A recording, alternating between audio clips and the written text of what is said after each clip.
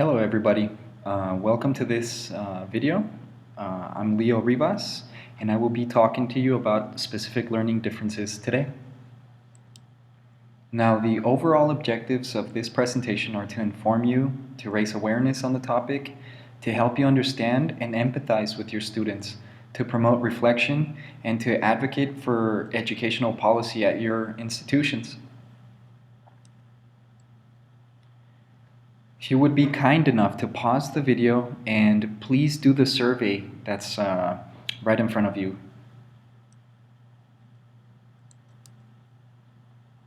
Now, to get started, what do you know about specific learning differences? What do you know about dyslexia? ADD, ADHD, sustained attention, Asperger's, specific learning impairment, autism.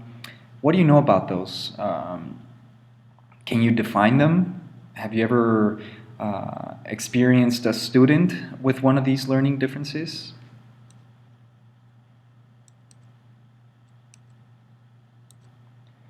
Now, have you had students whom you thought were cases, fossils, or rocks? If you've had them, what have you done in your class to accommodate for them? Have you ever blamed the learner for not being able to learn? Have any of you had a difficult time in your English learning experience yourself? Now, as a language teacher, I can tell you that some time ago, I used to have students whom I thought were cases, and I said, oh wow, how am I going to make that student learn? Or I would hear other teachers talking about their students, saying things like, that student can't learn, be careful, try to work with him. Some were positive, some were not very positive, but not many teachers spoke about these types of students in a negative way. I noticed for myself that when I had these types of students, I would try very hard for them to learn the material, but they had problems with their memory or writing. They couldn't read exactly the same as their other peers or as expected, and I didn't know what to do. I have blamed the learners for not being able to learn. Not the ones that I thought had a difference in their learning, but the ones that were lazy. Now, those students I do blame. Why not? You know, and I've never had to learn a language. So, like in a class, for example, taking an English class or a Spanish class. So I don't know too much about having a difficult time in learning a language. Now let's understand the concept a little bit better. We're going to do an activity, okay? I'm going to need you to pause the video. I will tell you when. For this activity, please take out a sheet of paper, a pen, any color, or pencil, marker, whatever, and the instructions. You must complete it in 2 minutes, okay? And you're basically going to copy a paragraph. Are you ready? Okay. Once I switch to the next slide, pause the video. Time yourself. Give yourself 2 minutes. At least, or I'm sorry, not at least, maximum to copy the following paragraph. Here it goes. 1, 2, 3.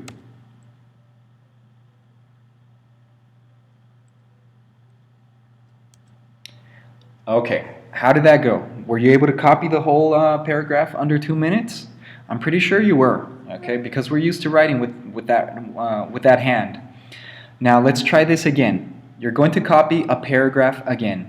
Okay, you have to finish again in under 2 minutes. Now this time I'm going to do something a little bit different. If you normally write with your right hand, this time do it with your left. If you normally write with your left, this time do it with your right. Also, every time you see a letter A, you must write a plus sign. Every time you see a letter E, you must write a question mark. And every time you see a letter U, you must write an @ symbol. Now, for example, if you come across the word student, this is what it should be. ST at D question mark NT. Or confused, CONF at S question mark D. Okay?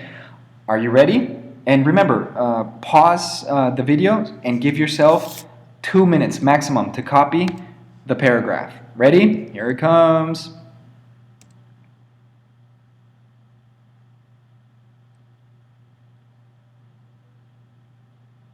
Okay, at this point, I'm fairly confident that you're having a hard time, that your writing is illegible. Okay, you're making probably squiggly lines, things like that. I'm pretty sure that you're having trouble concentrating because you have to pay attention to the E's, to the A's, to the U's. I'm pretty sure that a teacher would say, oh my goodness, hurry up, I need to go on to my next slide. Or, oh my goodness, I need to erase what I put on the board, hurry up. But you're having a hard time because you need to concentrate on the A's, the E's, the U's. On top of that, it's unnatural for you to write with that hand you're writing with right now. Okay, let's go on to the next slide and let's examine what just happened. I'm pretty sure you weren't able to copy the video in under 2 minutes. Now, what's different from the first exercise? Obviously, in the first exercise, it's your natural hand. You can copy things down, no problem. You're processing the written information, no problem. So you take it in through your eyes, your brain processes this, and you send stimulus to your hand, and you're copying it down on a sheet of paper, no problem, right? In the first exercise. Now, in the second exercise, you're having a visual impairment of some sort. Okay, something is happening because every time you see a letter E, you don't put a letter E, you put whatever the symbol was for that at that moment, right? And also, your writing, your motor skills are being affected. Okay, so what's different from the first exercise is that, hey, I'm having a hard time. I cannot complete that the copying of that paragraph in under 2 minutes. Okay, that's what a student would say. It's like, whoa, whoa, whoa, you need to give me much more time. I can't do it. I can't copy in that time that you're giving me. Now, how do you think having this difference would affect your learning in class? Okay, how did you feel? Okay, now usually I give this presentation live and I'm calling people names like, oh my god, you're dumb, oh my goodness, you're taking too long, hurry up, what is this crap you're writing? Okay, and it's for the sake of the presentation. It's for the sake of experiencing a little bit of what a learner with differences undergoes in your class.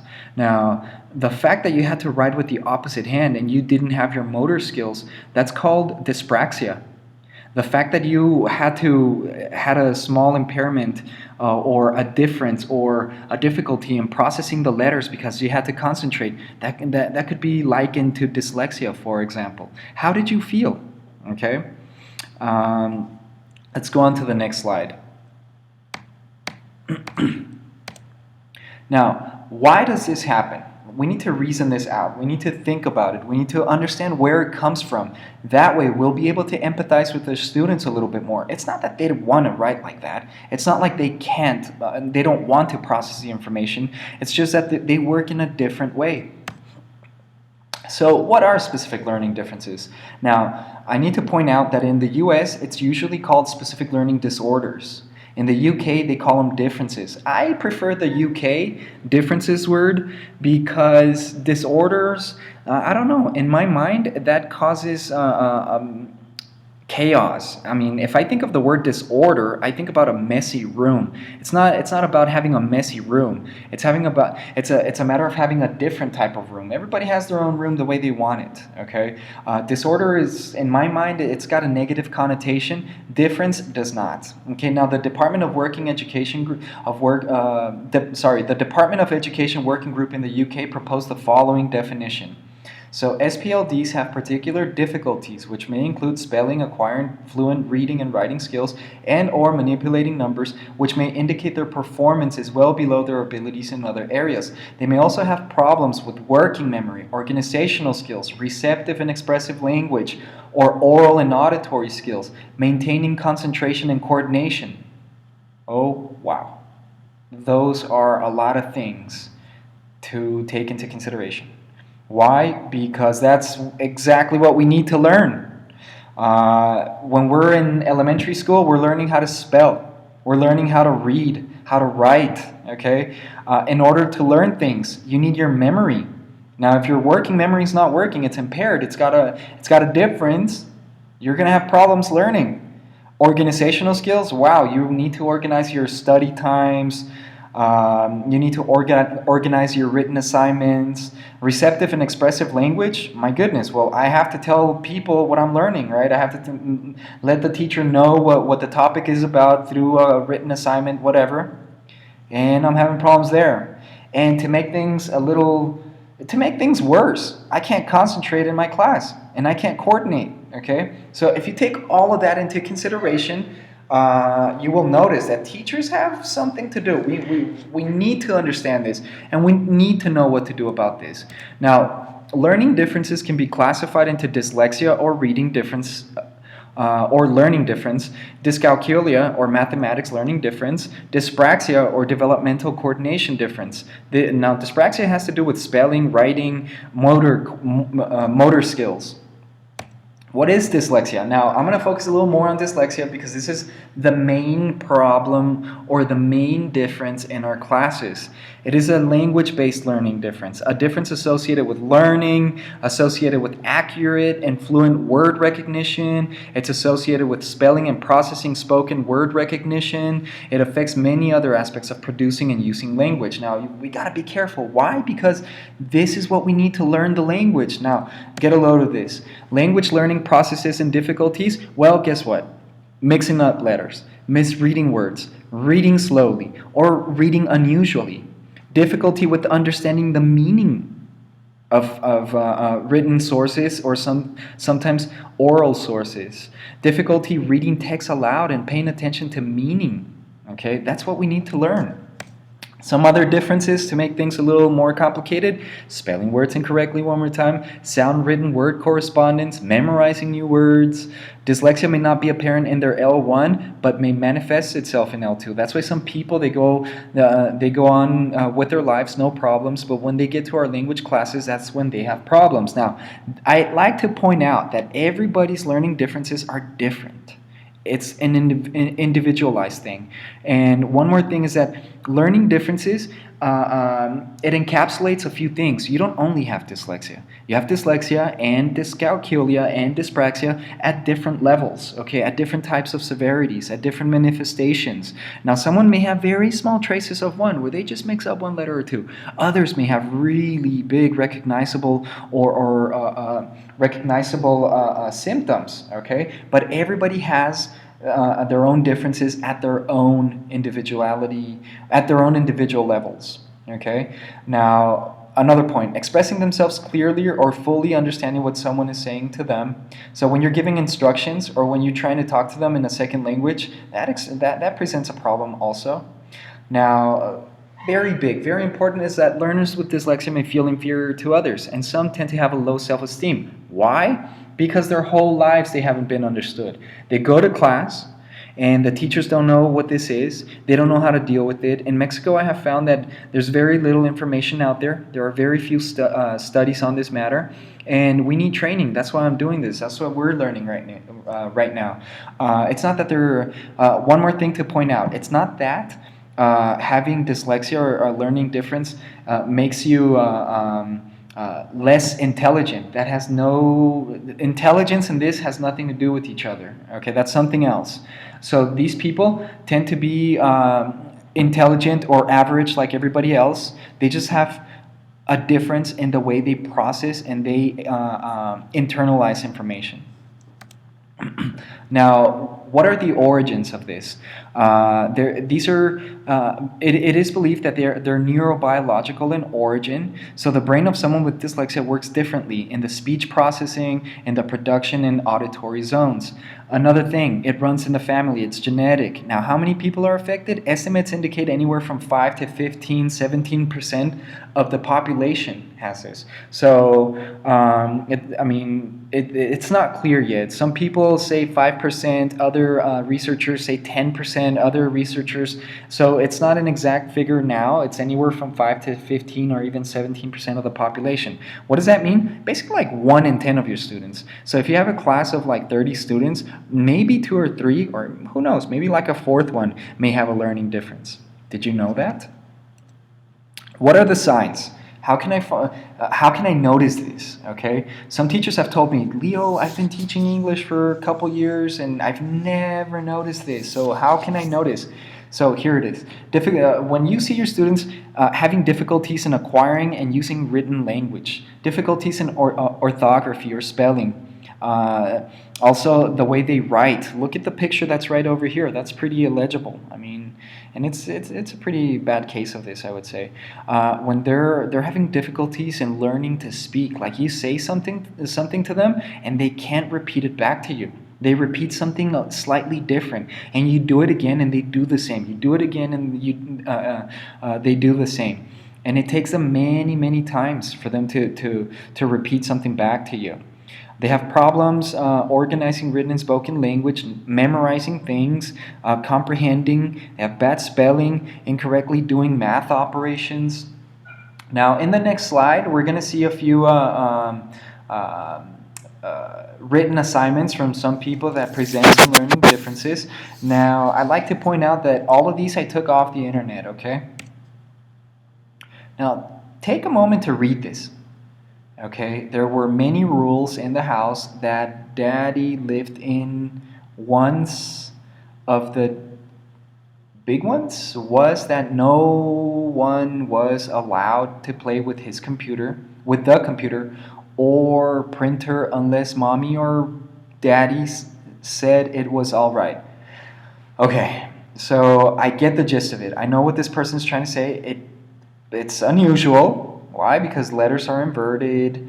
Some words are changed. For example, they say daddy with D-O-D-D-Y, and then it says babby, B-A-B-B-Y. So it caused a little bit of problems for me to process, but I can get the gist of it. Here's another one.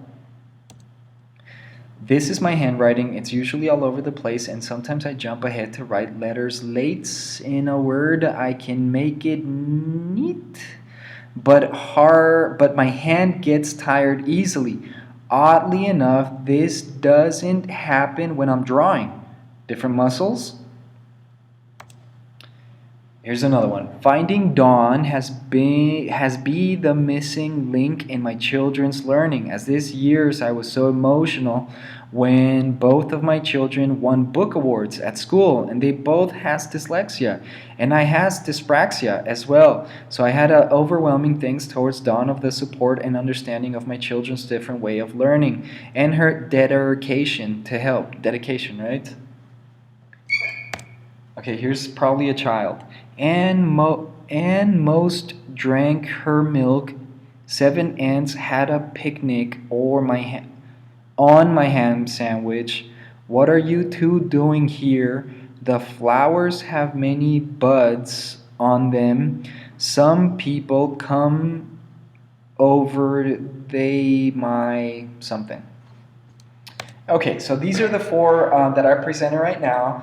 These are probably native speakers, so they have no problems with the with getting the flow of words going. Our non-native,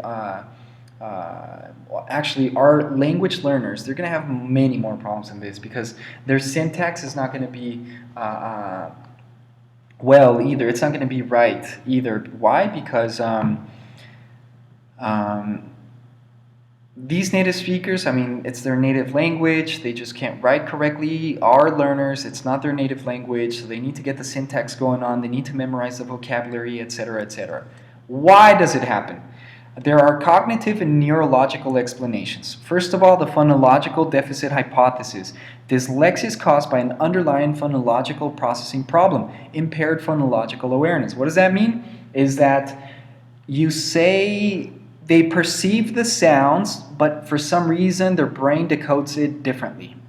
They do not have phonological awareness. They don't have phonological awareness basically means syllabic knowledge and phonemic knowledge. Now, syllabic knowledge, ability to segment words into syllables and manipulating them into words, and the ability to divide words into sounds. So there's an impairment here. There's a difference right here.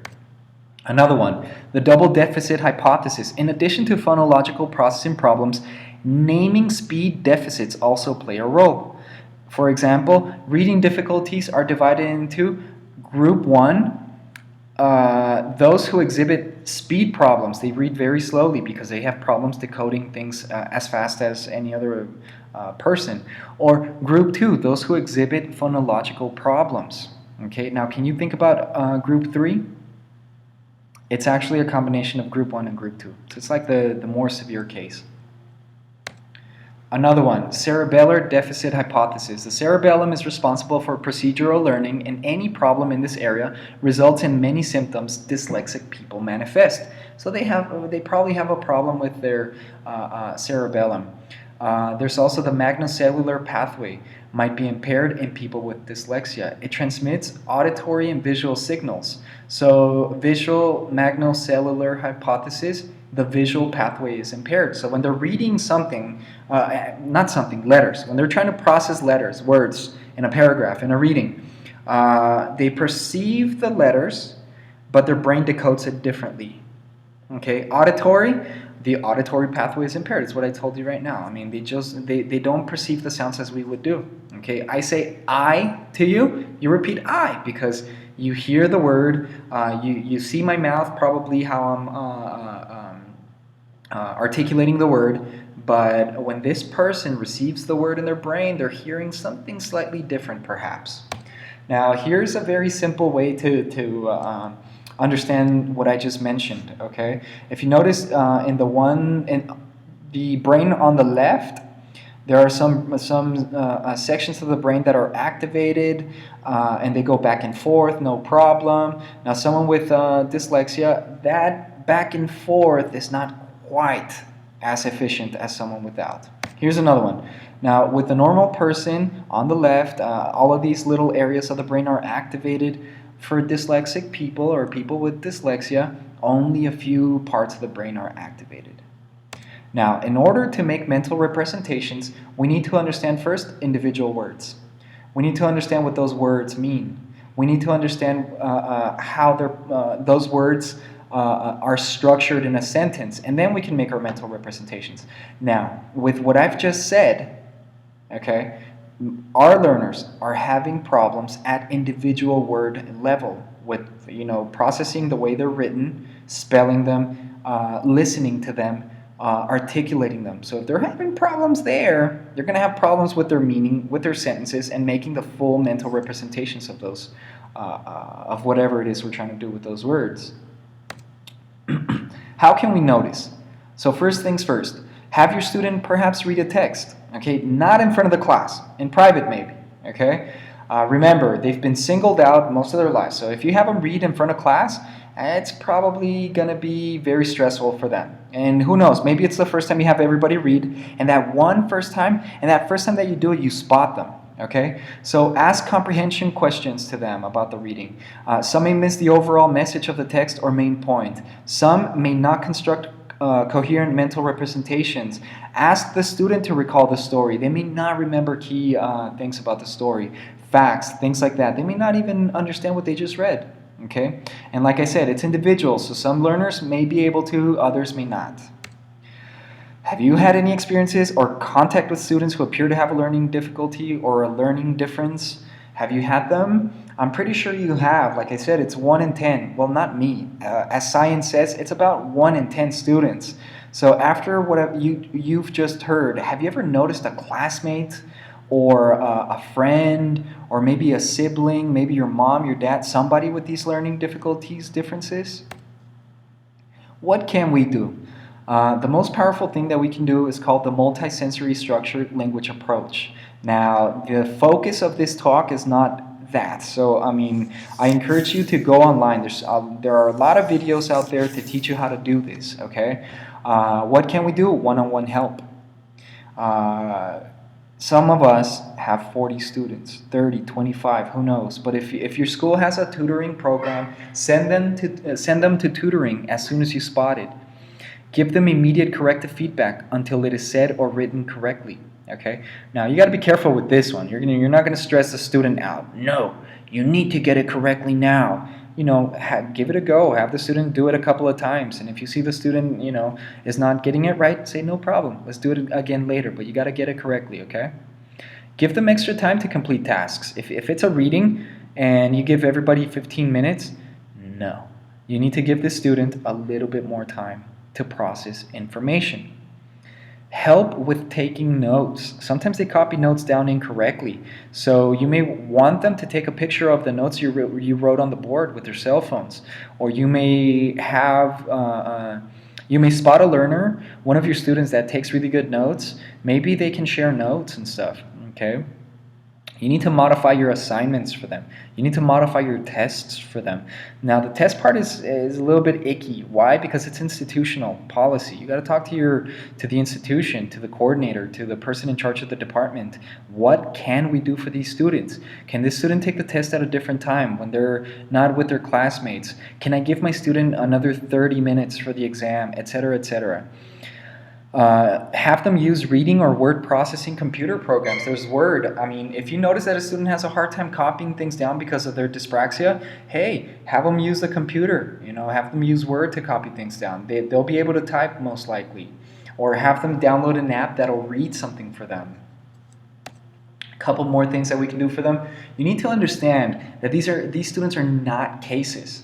You need to empathize. You need to realize they learn differently. You need to create a positive learning atmosphere, okay? An inclusive atmosphere, an atmosphere where nobody makes fun of anybody, okay? You need to use a multisensory approach. You need to help them find their strategies. This is really powerful. Their learning strategies. I will talk to you about that in a second.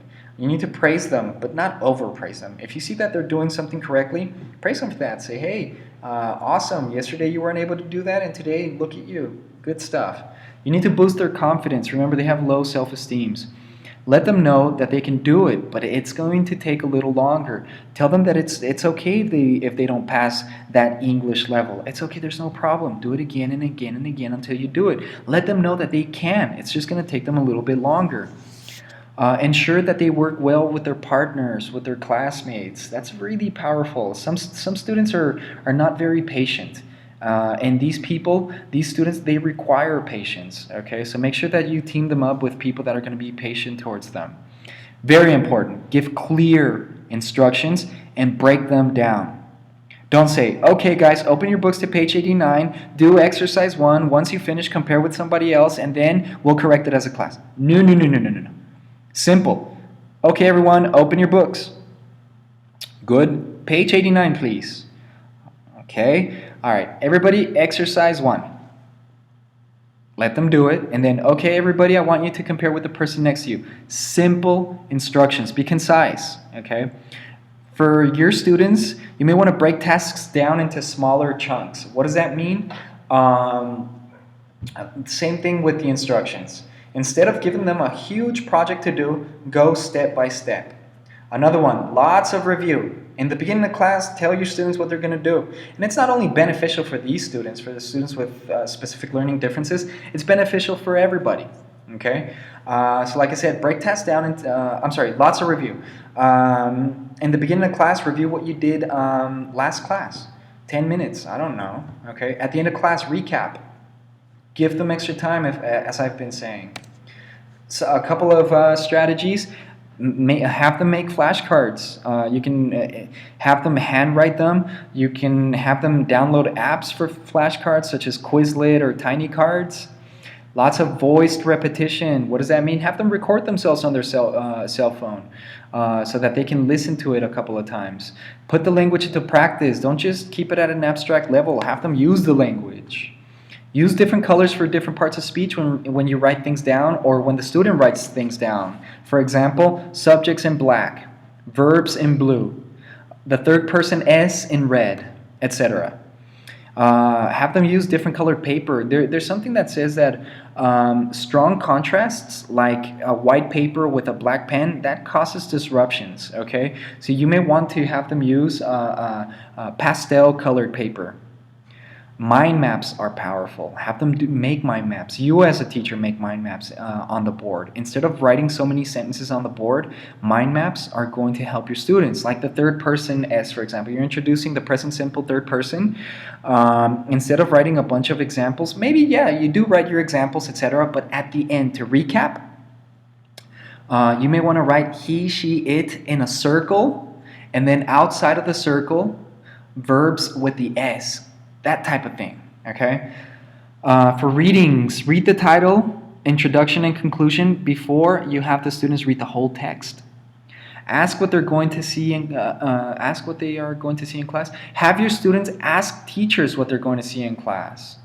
Okay? Use computer programs such as Word. Have them make diagrams. Get help with note taking, as I mentioned before. And there's many, many more strategies, but we don't have time for that right now. Now, who diagnoses dyslexia and how? Well, educational psychologists do so. You don't. We're not teachers. I'm sorry, we're not psychologists. We're teachers. Okay, sorry about that. We can spot them. We can speculate, but we cannot say, hey, you have this. Okay, you need to send them to a professional. Remember, we're not psychologists. We're teachers. Okay, it is not a disease or identifiable physical condition. And how are they diagnosed? They're diagnosed on the basis of tests and evaluations that measure learning characteristics and severity of symptoms.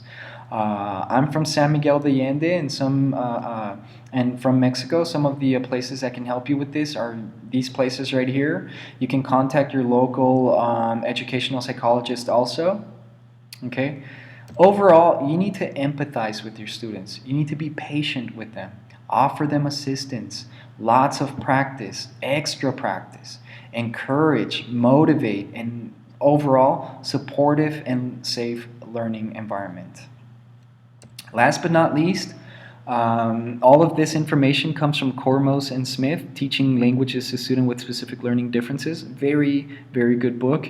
And also from Nija Kauska, Dyslexia in the Foreign Language Classroom. Thank you very much. Here's my contact information just in case you need to contact me. Thank you.